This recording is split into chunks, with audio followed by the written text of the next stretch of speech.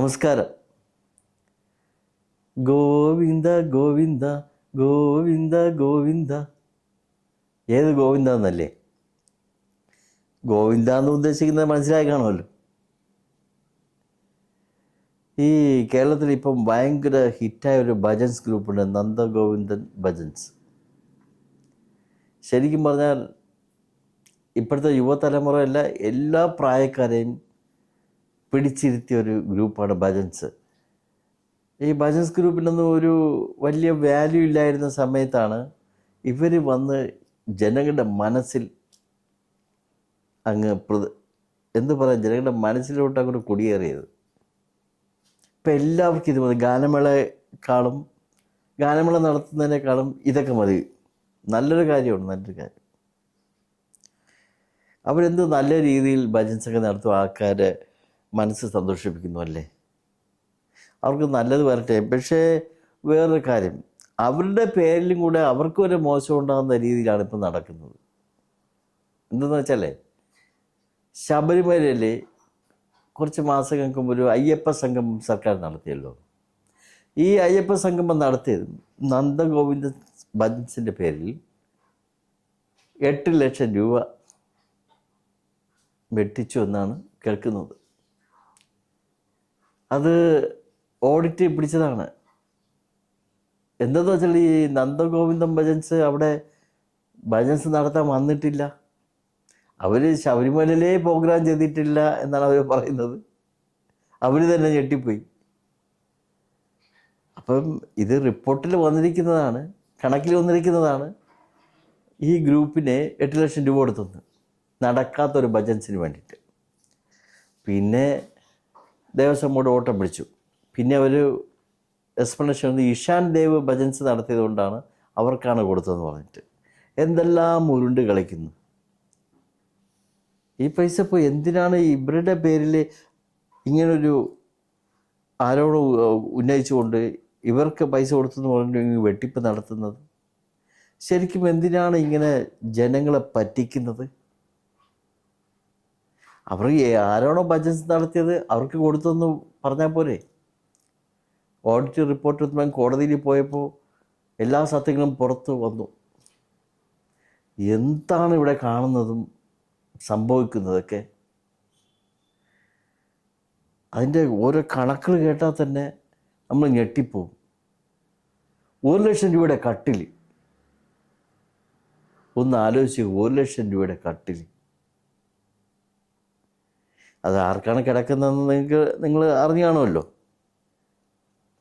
എന്നാലും എന്താണ് 1 ലക്ഷം രൂപയുടെ കട്ടിലെന്നൊക്കെ പറയുമ്പോൾ നമുക്കത് വിശ്വസിക്കാൻ പറ്റുന്നില്ല. അതിൻ്റെ പേരിൽ തന്നെ എന്ത് വെട്ടിപ്പ് നടന്നു കാണും. ഈ 1 ലക്ഷം രൂപയുടെ കട്ടിലെന്ന് പറഞ്ഞാൽ അവിടെ 50,000 രൂപയ്ക്ക് താഴത്തേ ആകുള്ളൂ എല്ലാം കൂടെ നോക്കുമ്പോൾ. പക്ഷെ 1 ലക്ഷം രൂപയെന്ന് പറഞ്ഞാൽ അതിൻ്റെ പേരിൽ എത്ര രൂപ അതിന് അടിച്ചു മാറ്റാം? എന്താണ് ഇങ്ങനെയൊക്കെ? പൈസ ഉണ്ടാക്കുന്ന ഓരോ രീതിയല്ലേ. ഇപ്പം സമൂഹത്തിലൊരു ഹാസ്യം അതായത് ഒരു ആൾക്കാരിങ്ങനെ പറയുന്നുണ്ട്, കാശുണ്ടാക്കണമെങ്കിൽ ശബരിമലയിൽ എന്തെങ്കിലും 3 മാസത്തേക്ക് ജോലി കിട്ടിയാൽ ആജീവനം ജീവിക്കാനുള്ള കാശുണ്ടാക്കുന്നതാണ് പറയപ്പെടുന്നത്. ആ ഒരു അവസ്ഥയിൽ കൊണ്ടെത്തിച്ചു. ദേവസ്വം ബോർഡാണോ ഭരണകൂടമാണോ അതൊക്കെ നമുക്കറിയില്ല. അതൊക്കെ കോടതി കണ്ടെത്തട്ടെ. പക്ഷെ ഇല്ലാത്ത ഭജൻസ് ഗ്രൂപ്പിൻ്റെ പേരിലൊക്കെ ഇങ്ങനെ പൈസ വെട്ടിക്കാന്ന് വെച്ചാൽ അതിനൊക്കെ ഓരോ ചോദ്യങ്ങളും ഇങ്ങനെ ന്യൂസ് ലീക്കായപ്പം ഓരോ ചോദ്യങ്ങൾക്കും അവരെ ഏതൊക്കെയോ മോഡൽ ന്യായങ്ങൾ പറഞ്ഞിങ്ങനെ രക്ഷപ്പെടാൻ ശ്രമിക്കുകയാണ്. അവിടെ ഞാൻ ആദ്യം പഠിച്ചത് ഗോവിന്ദ പടങ്ങളൊക്കെ അല്ലേ. ഇത് ആരുടെ പടങ്ങൾ? ജനങ്ങൾ കൊടുക്കുന്ന പടങ്ങളല്ലേ. സർക്കാരിൽ നിന്നും പൊട്ടിമുളയ്ക്കുന്നതല്ലല്ലോ ഈ കാശൊക്കെ.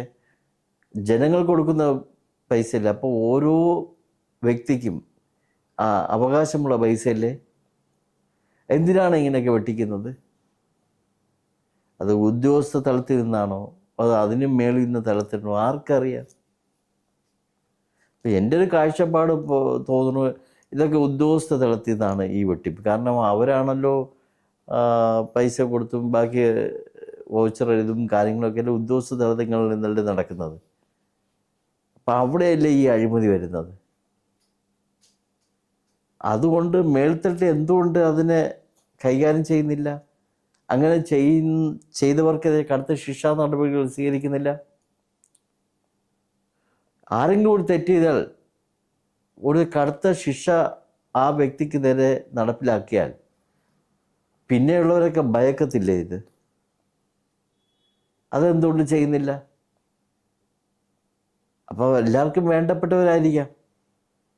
അങ്ങനെ വരുമ്പോൾ അഴിമതി കൂടുകയല്ലേ ഉള്ളൂ. ഞാനത് റിപ്പോർട്ടിലൊക്കെ അതിങ്ങനെ വായിച്ചപ്പോഴത്തേക്കും ശരിക്കും ഞെട്ടിപ്പോയി.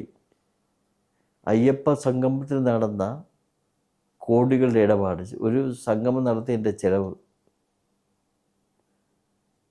നമ്മൾ സർക്കാർ ജീവനക്കാർ സമയത്ത് ഡീവ് കൊടുക്കുന്നില്ല, പൈസ ഇല്ലെന്നാണ് പറയുന്നത്. ഇവിടെ അഴിമതിയും ധൂർത്തും എന്താ പറയുക? നിങ്ങൾ ചിന്തിക്കൂ, ഓരോരുത്തരും ചിന്തിക്കുന്നു ഈ കാണിക്കുന്നതൊക്കെ ശരിയോ തെറ്റോ. ഇത് ഞാൻ ഭരണകൂടത്തിനെതിരെ പറയുന്നതല്ല. ഇതൊക്കെ ഉദ്യോഗസ്ഥ തലത്തിൽ കൂടി ഉണ്ടാകുന്നതാണെന്നാണ് എൻ്റെ ഒരു അനുമാനം. അവിടെ ഞാൻ എന്തുകൊണ്ട് അവർക്കെതിരെ നടപടി എടുക്കുന്നില്ല എന്നുള്ളത് എൻ്റെ മനസ്സുണ്ടായ ഒരു ചോദ്യമാണ്. അതിപ്പം കോടതിയിലിരിക്കുന്നു, കോടതി അത് എന്താണെന്ന് വെച്ചാൽ തീരുമാനിക്കും. എന്നാലും ഇതൊക്കെ നടക്കാൻ പാടില്ലാത്തതല്ലേ?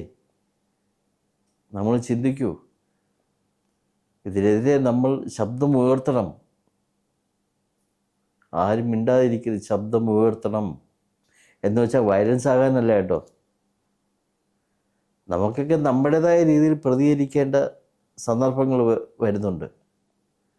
നിങ്ങൾ ചിന്തിക്കൂ, ഒരു രാഷ്ട്രീയ പാർട്ടിക്കും എതിരല്ല. എനിക്ക് രാഷ്ട്രീയമില്ല. നല്ല ഭരണം കാഴ്ചവെക്കും നല്ലതെന്നേ പറയുള്ളൂ. പക്ഷേ ഈ ഇങ്ങനെയുള്ള ഉദ്യോഗസ്ഥരൊന്നും വച്ച് വാഴിക്കരുത്. നാടൻ ഭാഷയെ പറഞ്ഞാൽ അവർക്കെതിരെ കടുത്ത നടപടി എടുക്കണം. സർക്കാർ എന്തിനതിനെ അമാന്തിക്കുന്നു? സർക്കാർ അത് ചെയ്യണമെന്നാണ് ഞാൻ പറയുന്നത്. നിങ്ങൾ തന്നെ ചിന്തിച്ചു, ഞാൻ പറയുന്നത് തെറ്റോ ശരിയോ എന്ന്. തെറ്റ് ചെയ്തവരെ ഇങ്ങനെ ഇരിക്കാമോ? ജനങ്ങളുടെ പൈസയല്ലേ പോകുന്നത്. ഇപ്പോൾ ഉദ്യോഗസ്ഥർ തെറ്റ് ചെയ്താലും പഴിയേക്കുന്നത് സർക്കാരല്ലേ? ഇപ്പോൾ സർക്കാർ നടപടി എടുക്കണ്ടേ? കോടതിയിലിരിക്കുന്ന കാര്യം കോടതി തീരുമാനിക്കട്ടെ. ഞാൻ പറഞ്ഞത് തെറ്റോ ശരിയോ നിങ്ങൾ തന്നെ ഒന്ന് ചിന്തിച്ച് നോക്കൂ.